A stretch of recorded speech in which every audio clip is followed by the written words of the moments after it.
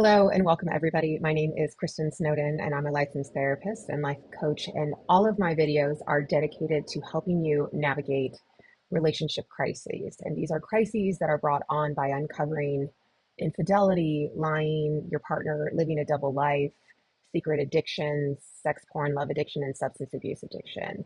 Um, I specialize in helping both the addict and the betrayed partner recover from these devastating betrayals. And today I'm going to cover a subject that I don't think I have really covered to this point. Um, and that is how to help you find yourself or redefine your new reality of who I am and who I want to be and how I want to show up now that my entire world has kind of crumbled. Glennon Doyle says that the Greek word for crisis is the word sift, which is a really interesting way of looking at this relationship crisis that many of you are in or are trying to make your way through and out of. But it's interesting to look at the core of the word crisis. It is to sift, to separate, to distinguish, and the Greek derivative of the word crisis also means to choose and decide. A crisis is one where there's a turning point where judgment and decisions have to be made. So when you are faced with this crisis, you are hit, you are blindsided um, by unknown addictions, betrayal, lying, gaslighting, manipulation. It is overwhelming. It is extremely traumatizing. There are probably many months and sometimes years where we don't even have a minute to look internally with what has happened in our lives, how far we've come, how we did not sign up for any of this, how different our reality is, and how different I am from when it all happened or from before it all happened. But this video is now for you, that when you're ready to assess that, when you're ready to figure out, okay, it's time to look at me. It's time to explore who I want to be, what my options are, what character traits and values I really want to exude in my everyday life. I'm going to offer you tools, questions to ask, journal topics, things to take into your therapy office to really start digging into this important subject matter. Because let's be honest, there is no doubt that we all will lose ourselves in the state of a crisis. We have to deal with the external environment, the stuff that is out of our control. Our partners lying, sneaking around, trying to figure out the extent of the damage done, what really was going on behind our backs. Will our partner get recovery? How do I need to keep myself safe? Financial concerns, keeping family safe, getting to the bottom of lies and gaslighting and manipulation. So in the state of a relationship crisis brought on by betrayal, we will absolutely lose ourselves and not have any time to look internal into that internal assessment. Um, and also, it is very common, even in the healthiest of relationships, to lose parts of ourself in a long-term relationship. There's a lot of negotiating and moving around when you have kids, changing roles, sharing roles. The nature of a relationship causes you to have to kind of negotiate and compromise here and there. So I always think it's an important step to take a step back and assess, where was I back 5, 10, 15 years ago? What was really important to me? What were my passions and interests? Where am I now? And figure out, what do I want to take from the past? What do I want to take from the present? What do I want to reincorporate or bring in new that will help me define and figure out a new version of me, the version of me that I want to be, that I want to show up as? Um, why is this important to start finding yourself after a relationship crisis hits you? You have to remember that first and foremost, this is trauma. Anything that happens outside of your control, outside of your realm of, I didn't even think this was possible, you are blindsided, you're powerless to change so many of these experiences. When you're in a state of trauma, it is very disconnected. Again, the inside of you isn't going to kill you. So your body, as a survival technique, stays hyper focused and hyper vigilant on what's happening outside of you, what your partner's doing, what he or she might be saying or doing. And so it stays externally focused for a long time. So an important trauma recovery step eventually will be taking internal assessments of yourself and reconnecting with yourself, what your emotions are, what your physiological reactions are, your coping skills, etc. So that's one important reason why you need to take the time to find yourself, redefine yourself after crisis. Another reason why is because so little of this crisis is in your realm of control. You do not have any control of what your partner does from here on out. You can hope and pray and pressure and threaten and offer ultimatums and babysit your partner, but you can never make him or her go into a life of recovery. You will never know for certain if he or she ever decides to lie or relapse or go back to his or her poor choices. Um, you may be able to work towards recovery, but you can only control your part in all of that. So you have to stay focused on what you do have control of, which is yourself, the choices you make, the boundaries that you set up, the support community that you develop and lean into, and the personal work that is always required after such a destructive and devastating discovery. So here are some basic questions, topics to explore and discover about yourself or rediscover yourself post-relationship trauma. Again, this is based on a curriculum that I developed. It's called Exercises for Who I Am. It is on my website, KristinSnowdenMFT under free resources. It's just a PDF. And again, this is just supposed to help conjure up connective feelings, connective experiences within yourself that you just haven't really had the time to explore on your own. So you can write them down or you can go to my website and download it. List 10 personal values, beliefs, or qualities about yourself that are important to you. Maybe they've always been important to you, or they were aspirational things that you wanted to be important to you, but life got away from you. Things that you feel are defining. I love my family and I want to make my family a priority. I want to be a good parent. I value being good at my job or competent, or I value being empathetic and understanding towards others. Or it could be a little bit more surfacey. I value physical health and challenging myself physically, or being athletic, or fit. Or just a statement of, I am smart, I am capable, I am valuable. Having a spiritual practice is important in my life. These are just 10 values, beliefs, and qualities that come up for you that you really feel like want to be a part of the definition of you. These are values that you make decisions through. These are values that kind of help guide you and lead you towards what you want to do, what you don't want to do, the boundaries you set, etc. Next question is list 5 things I want to change about myself. So in the world of 12 steps, it could maybe be the character defects, right? That the stuff that you understand why it's there, why it happens, but you really want to work on these topics. So it's understandable during relationship crises because emotions are high and anger and hurt is so overwhelming sometimes that you might scream out things to somebody in a way that's just not you. I'm just not someone that wants to emasculate my partner or really put down and insult my partner. While I understand why those have happened in these very emotionally heightened experiences and my nervous system is wrecked from all this crises, that's maybe something that I want to work on. Or maybe I'm exploring, okay, I procrastinate too much. I say I'm going to get myself into therapy or I'm going to try out a group, but then there's just something there that keeps blocking my progress. And I really want to make those kind of things a priority. Or I do less self-care and more focusing on other people's behaviors and choices. And I want to turn a little bit more focus on my self-care. Maybe I've not taken an active role in our financial intelligence. And I want to take more of a role in understanding what is going on in our life financially, the accounts, or moving towards professional goals.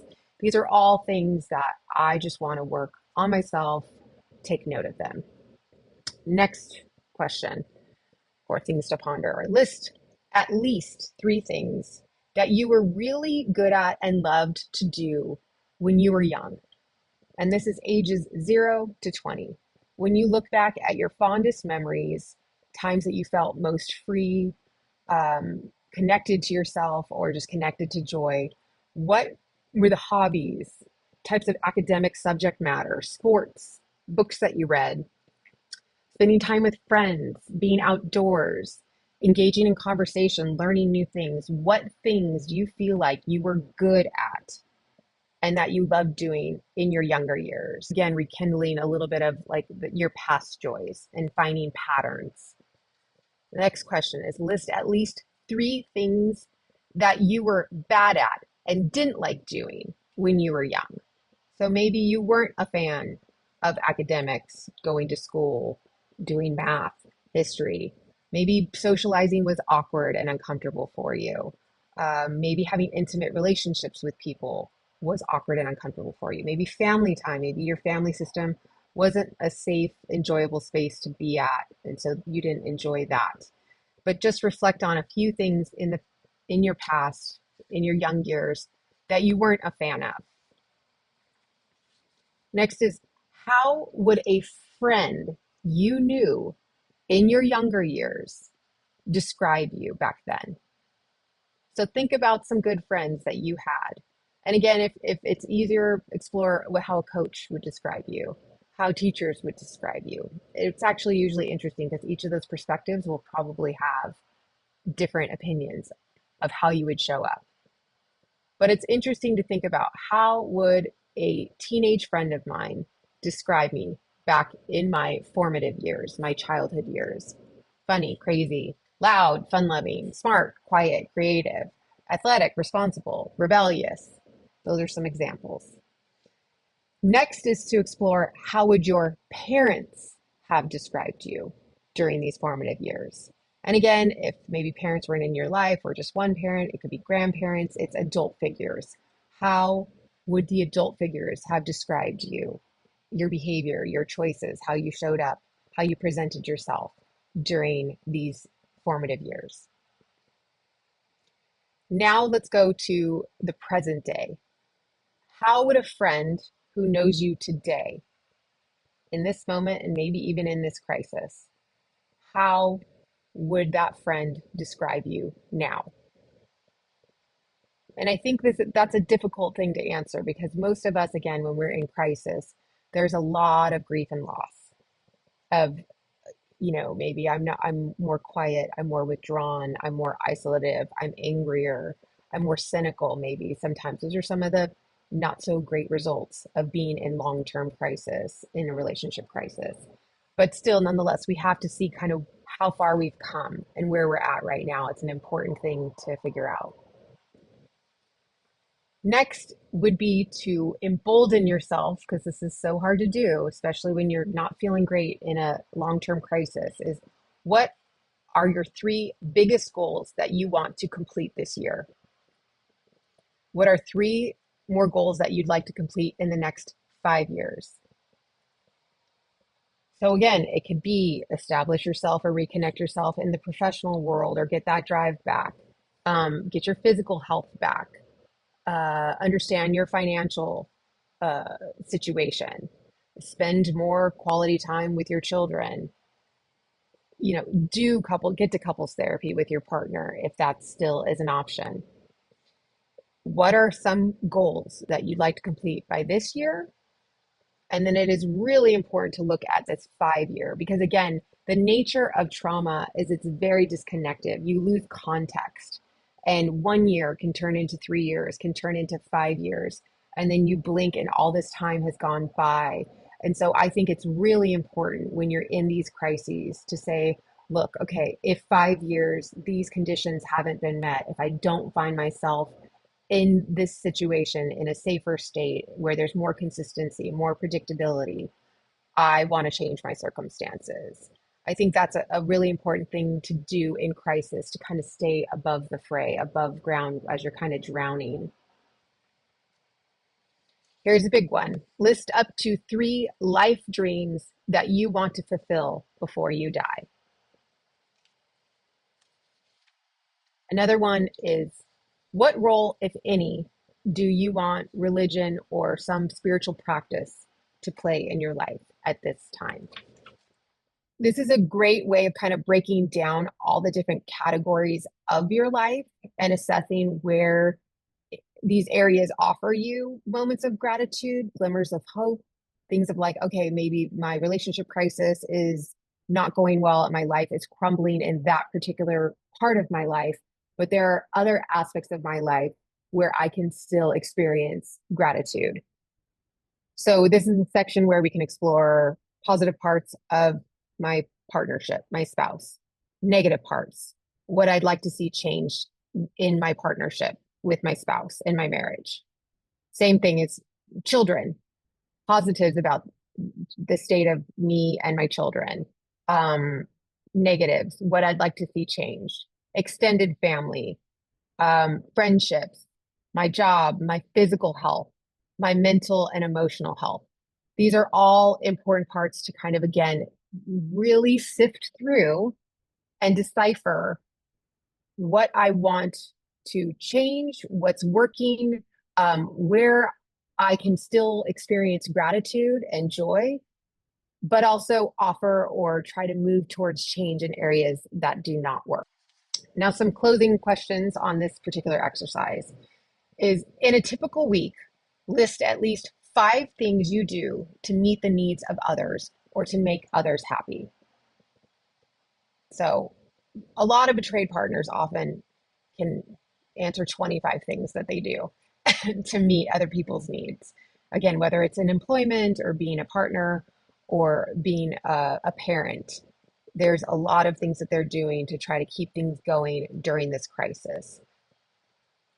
But the harder question often is, in a typical week, list 5 things you do to meet your own needs, to downregulate or calm your wrecked nervous system, to regain or reconnect what has been disconnected or cut off or broken down or destroyed because of this trauma and this relationship crisis. Do you do anything that does actually bring you joy, that reconnects yourself with your body, with your social connection, with your support network, and maybe even, again, your partner, depending on where you're at in this recovery process?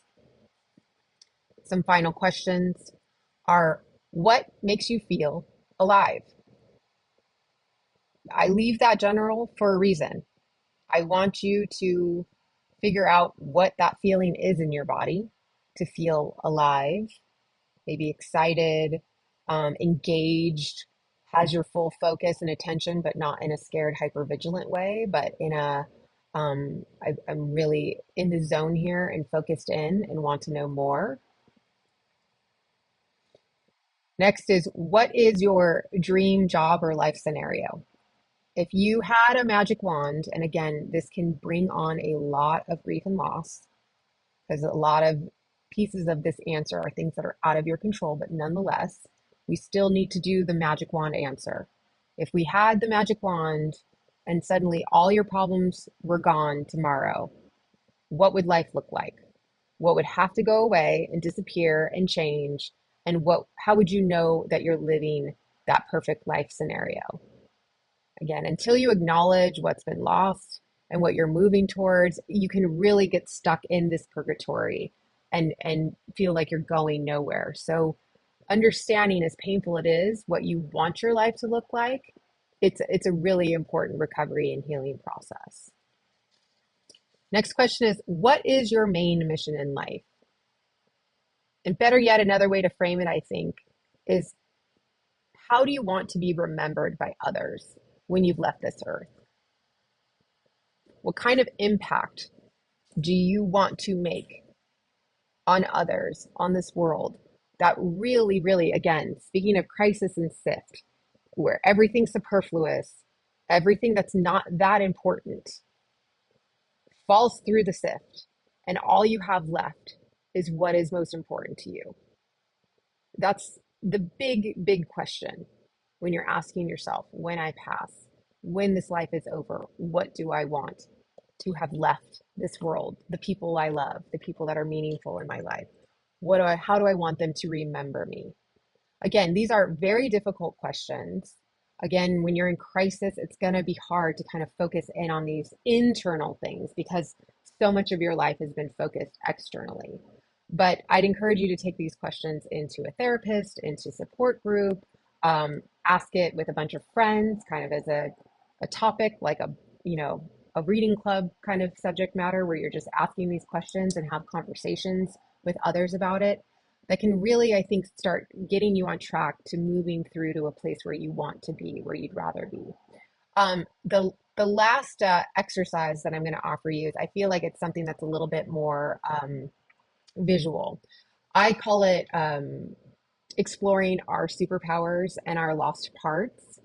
It's a dialectical exercise where you have to kind of explore and hold space for all the opposites and contradictions that have shown up in your life. Um, Doing a dialectical exercise, again, where you're owning contradictions and opposites in your life, our brain doesn't actually tend to like these things. Our brain really likes black and white. This person's always bad. This scenario is always dangerous. I am always happy when this happens. Our brain rewards us when we come up with these really black and white, non-gray, non-blurry stories.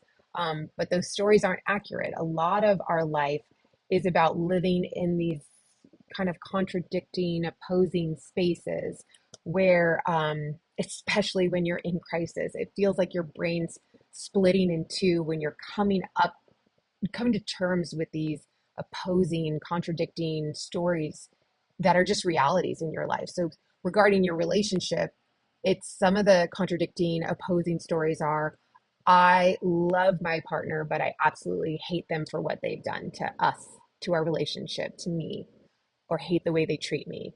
The person that I love the most and have made myself most vulnerable to has harmed me the most, has been the most hurtful person.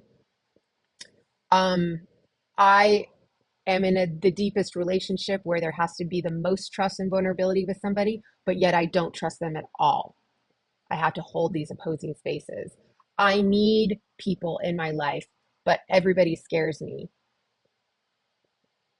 So there are many contradictions and opposites that we experience in our lifetime growing up, and diving into these opposites can actually help you scrape up and resurface some parts of you that might have been lost in the fray of messy human connection, or trauma situations or shame stories could really have gotten in the way. So let me show you what I mean by this. This is it from my book, Life Anonymous. So if you get my book, this exercise is in there.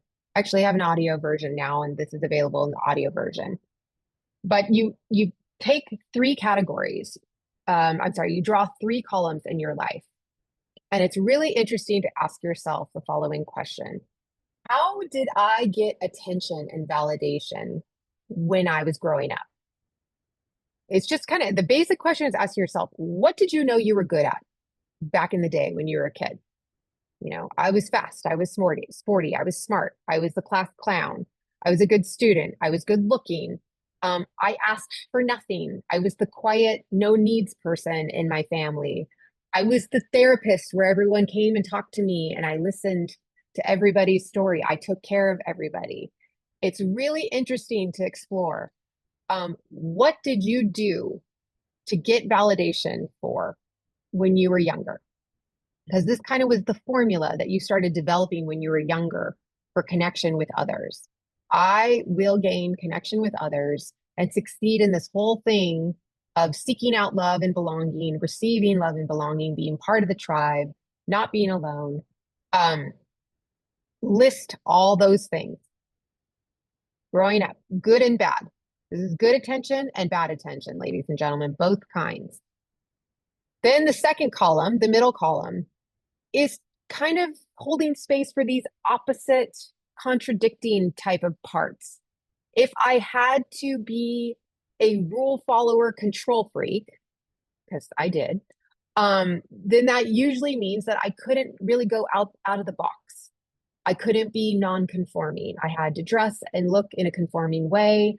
I couldn't go into the abstract world. I was very concrete. I couldn't think about how rules can be bent or really what the real meaning of the rules are for and kind of push things in that way. These are opportunities that might have been lost because you were so busy following your formula for connection and belonging with others that you missed out on these parts of yourself or these parts of life that maybe would have been good for you. Again, not all these parts are great. So I'm not saying if I was highly academic and I got straight A's and got good grades, the opposite of that would be failing and not doing well. But maybe it might have been being less strung out and anxious. And I guess high strung is the word I'm looking for. And I could have maybe let those things go a little bit more. So list the opposite of each of the previous columns' behaviors, values, and characteristics. Messy versus organized, rebellious versus rule following, quiet versus verbalizing your needs and asking for needs to be met. And then the third column is kind of looking at the first column and the second column and deciding what you'd like to reclaim. What parts of your lost self that you just couldn't explore? Because again, a common one is maybe if I was the quiet one and I didn't get to get my needs, met, and I didn't know how to ask for my needs to be met, that's something I want to reclaim. I want to be better at being louder, asking for more, setting boundaries, saying no, feeling empowered, and being around people who actually respond in a healthy, productive way to those needs being requested and stated and explored. I really like that one. And I think it is very applicable to people who find themselves lost in relationship and in their relationship and life. And again, these are applicable to people who have the healthy relationships without the crises and someone who is in the middle, in the midst of a crisis where they are sifting through at a turning point in their life. They're disseminating and distinguishing and deciding how to move forward. This stuff is not easy. As you always know, I encourage these things to be explored in a group setting or in a therapist setting if possible, because you can kind of get an outside perspective. Someone could kind of point out some patterns that you might have not noticed. And again, all of this information is available on KristinSnowden.com along with some of my live groups. And now I'm open up for questions. So I have a couple questions. Like, first of all, like in that last that you were showing, it's really excellent. But I was thinking, like, I think you need to do a webinar on implementing reclaiming. Because I was like, if I've shown up as quiet all the time and all of a sudden I'm like looking to get my needs met, like there will be resistance to that. And how do I, hold the space for myself? Like anything we're looking to change, I was like, oh, it's Right. scary. And the system doesn't really want change. So I would love for you to talk more on that at some point. Um, but the thing I was, when you were talking about the magic wand of, what is your vision for the life scenario? And I was like, do you suggest that people do the, fantastical version of, I will look like a 20-year-old. I will have, whatever. Or is it, Yeah. more realistic, how do you frame that? Because like, if I I stomp it down and keep it in a yeah, box. because I don't. Yeah, well, yeah, do you? Because I'm like, yeah, if I put all that stuff out there, there won't even be grief and loss because there's like no chance those things are going to happen. So how do Right. you set that question up so that it's the most Right. useful? I think to answer that, I Mm-hmm. think of Pat Carnes had that exercise called the Mirror of Erised, which I think is interesting. And Mm-hmm. so Mirror of Erised, he plays on the Harry Potter Erised Yeah. backwards is desire. So Mm-hmm. you look into the mirror and what you desire most comes back at you. And what I thought was smart about this exercise was that it was a mix of both. So it was both crazy fantasy and then actual real things that you wanted to see in life. And because even the fantasy, ladies and gentlemen, still is a window into what you're missing in your life. Mm-hmm. So Okay. it might be like, I want a, CEO job and make $2 million a year.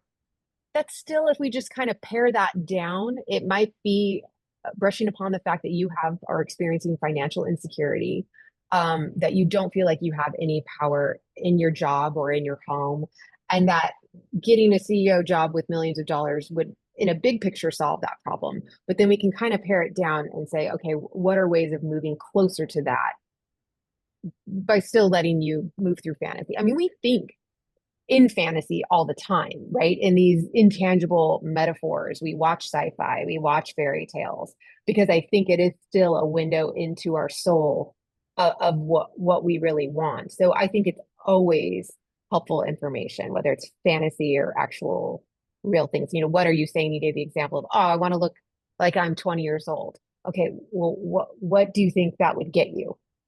Okay. Um, you know, what what do you think would come your way? Oh, well, then my partner wouldn't leave me if I looked this Mm, way. Or if I left, I would be more lovable and I'd have a greater chance of finding another partner. So then we can still, with a therapist, deal with the fears and concerns that are related to that.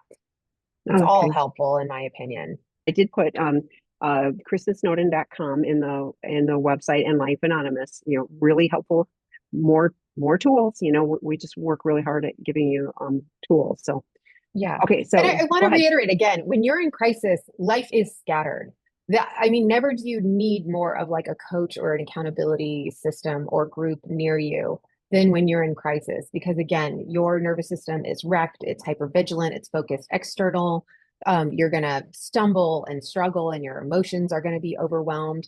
So having this really structured curriculum, these structured journaling topics, things to explore, going weekly into a group and trying to practice them and bring them into life, do them in vivo, in real practice. These are all things that help you move forward and not be stuck and paralyzed in crisis, because it is so easy to just, again, lose context, to kind of fall in that ditch, that giant swamp of a relationship crisis, and not really be able to know that you're struggling and not moving closer to getting out of it. Okay, so the question, Kristin, is how do you rebuild after implementing a boundary after out of the house separation and he attempts suicide, just feeling lost on how to utilize boundaries at this point, let alone how to heal the family as a whole, being he contacted son after his attempt. So even kids are in trauma and he is back home now. So we have the unsafe person here, yet all on eggshells. It feels like, what would you recommend? Thank you. Oh my gosh, thank you for being here. And Kristin, Yeah, this is a tough one. this is absolutely tough, which again, I mean, everyone who watches my Yes. webinars is always going to say you have to live in consultation with this one, because so again, like this screaming like Al-Anon stuff about how can you love someone and help them but maintain your sanity, and always be checking in on the fact that, am I putting that person's safety and quality of life or their express needs over my level of sanity, over my safety, over my children's childhood or life or experience? Because it is loving and wonderful for you to be there for a partner who's struggling, even after they've betrayed you and hurt you. Um, but that cannot be limitless. If it comes at the cost of your children are suffering, you are suffering, and maybe that person, it's one thing to attempt suicide because you're in a dark place, but then quickly get back on the wagon, do the work to heal, um, make sure you stay safe, do your self care, do choose healthier coping skills than trying to end your life. That's a whole other thing, right? Helping somebody and giving them a place to stay because they need to get back on their feet so they can get back on track for recovery. That's a very different scenario than someone who you asked to leave the home because they were not in recovery and they kept lying and betraying. And then they tried to kill themselves and you let them back in the home, but they think everything's just now, okay, it's good. I'm back in the house, and they're doing nothing. They're not doing their 12-step meetings. They're not changing their coping skills or framework for life. I have a couple videos that are signs you know your partner is changing for the better. And I get really, really specific and offer examples about what my years, doing this for like 15 years, what I think are signs that your partner is working towards recovery and healing. If he is not, um, then you have to ask yourself, what are the costs of having him back in this house in the same state that he's in? Okay, if you've done a pros and cons grid of whether you should stay in the marriage or go, and overall the total quality of life staying in a relationship comes out as having more pros, but the cons revolve around the coupleship. Does that mean I stay to get my needs met, but that we don't worry so much about the coupleship at this time because we are still in crisis? I need to prioritize my needs. To me, this feels like living like roommates isn't a real marriage. Feels sad and very lonely. So Kristin did a should I stay or should I go? And it sounds like you've kind of gone back to that when it was May of last year. And I point to that one, all the time. So it sounds like you've kind of been doing the should I say or should I go? So what are your thoughts on this? Yeah, I mean, when I hear coupleship, I'm gonna have to make some assumptions, but I'm hearing like the intimacy connective part is missing. So I get to kind of live the life I want to lead. Um, if I stay in this marriage, maybe get to be with my kids all the time instead of 50-50 custody. Maybe it's more financially safe. We're in one household. It's just logistically more simple than divorcing. But I am living with a roommate. We have kind of a business um like a relationship rather than an intimate personal connection.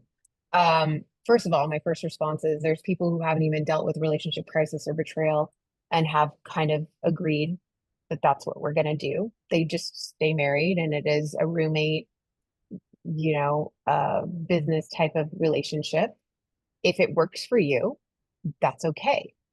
What I'm hearing you say, though, is it's not working for you because you're experiencing feelings of sad and lonely. Um, the big question is this sad and lonely that can be built upon? So is my partner, same thing as I was saying about the previous person, is your partner actively working to improve upon the absence of intimacy and connection? Are you able to feel safe and feel like this coupleship is becoming consistent and stable and predictable enough that you can re-invite intimacy and connection? It is common to feel sad and lonely during the crisis and the aftermath. And it is common to just kind of feel like, look, I have no feelings for you. We're roommates right now. It's just easier to not get divorced or explode this crisis even bigger, make any big decisions like that right now. But we're not together for all intents and purposes, physically or emotionally. But are you moving closer to maybe being able to reinvite that? If you're experiencing sadness and loneliness, is this like just something you're resigning to, like this is the rest of my life, this is forever? That's going to be really hard. Or is it like I'm in this waiting space while I see if my partner behaves and acts and works and recovers and repairs so we can get to that better place? That's the bigger question. Okay. So the next question, what do you mean even in a healthy relationship, you will lose parts of yourself? What I just mean is there's times that when we take on roles, we have to compromise other parts of ourselves. When we move into adulthood, we everybody wants to move towards pleasure and run away from pain and not do things out of obligation. But that's part of adulthood, is constantly assessing the cost benefit of, if I don't eat that chocolate cake, then I'm going to avoid being unhealthy. I don't want to wake up early in the morning, but I have to get my kids to school on time. So there's elements of our life that we have to compromise and change and kind of push off to the side. For me, I always wanted to travel all over the place, but then I have a job and I have a partner and I have kids and responsibilities. Do I want to reclaim that part of me that wants to kind of go back to these adventures and travel and do these great things that I think will bring joy to my life? Yeah, absolutely. But now is not the time and place. That can also happen behaviorally. When you're younger and kind of had less responsibilities and less pressures, maybe you were more fun loving. Maybe you would sing more in the car or dance more in the kitchen. But life just kind of got away from you and you lost those little parts of joy. And so I do always think it's interesting, no matter what your state is, whether you're in relationship crisis or not, to explore what you did love or what you did get validation for, affirmation for back in the past, and what brought you joy. And can you bring any of that back again? Will that help you? Do you need to bring some humor in, some music, some hobbies, some outside time? Things like that. That's what I mean. A little bit of travel. Okay, the next question is, he's doing all the right things. I'm still in the angry phase and I feel disgusted thinking about kissing physical. I feel like he doesn't deserve me and I am truly feeling like I deserve better. He had multiple addictions, financial infidelity, abuse, and I just turned 40. I feel like I'm young enough to start over. We are only 8 months from out of D-Day. I think is it the person responding after the talking about the coupleship and stuff? I Yeah. think that's yeah, doing all the right things. 8 months is long to be in crisis and post D-Day. Um, but it sounds like you're saying he's doing all the right things and you're angry and you feel disgusted. Um, look, I have that video, should I stay or go? It's okay to say I'm 40, I can go find someone with less addictions and more stability, or just be on my own and not have to grapple with the uncertainty of my partner and all that he's struggling with. That's okay. You can go. Or you can stay. It's kind of not so crazy to think about staying because you're saying he's doing all the right things. But you're right, when there's multiple addictions, recovery and restability and predictability takes a really long time to establish. Um, and it's hard. It's really hard to make that decision. And even if you make the decision to leave, there's still grief, and I would invite you. So great. I mean, I think there's a perception of like, if I just get rid of the addict, then my life will be all fine. And there's still a whole bunch of stuff for you to process. One more question, and I know we're running over. Betrayed, how do you handle the crisis when there are numerous addictions? It just takes really long.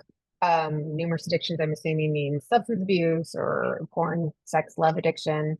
Um, the recovery structure and accountability structure has to be very strong. Your addict partner has kind of proven that his or her best thinking got him here. So he or she has to live in consultation with people who have shown an ability to be in recovery from these particular struggles. This person says porn, betrayal, and pathological lying. Um, if if your addict partner is not willing to live in consultation, accept influence, humble themselves, and surrender to this process, that their best thinking gets them in this bad pattern over and over again, then the signs aren't very good. Um, so numerous addictions are recoverable. In fact, oftentimes there's dual diagnosis. They go hand in hand: depression, anxiety, substance abuse, porn addiction, etc. Um, but how willing are they to live in consultation with others, do what they ask them to do what they have asked them to do, stay consistent, and show up every day and try to work to unwire these patterns and frameworks in their life to be different. Pathological liars, like, they breathe in and they lie. They breathe out and they lie. And when everything's great and safe, they lie. When everything's struggling and hard, they lie. It is something that has to be rewired, and it cannot be done by themselves in their own world, in their own thinking. It has to be done with people who've shown an ability to get beyond that and move beyond that, and they need to accept their influence and work with those people. In recovery, we learn to do things differently, but you can take care of you regardless of what the addict is doing or not doing. And partners, I promise you, you can, learn to find a safe space for you regardless of what the addict partner is doing or not doing. So, Kristin, great information as always. Great to see you. See you in a couple months. I did, go check out her website. She's got lots of resources there. More resources on our website too. Thanks, everyone. Hi, everyone. Thank you for joining.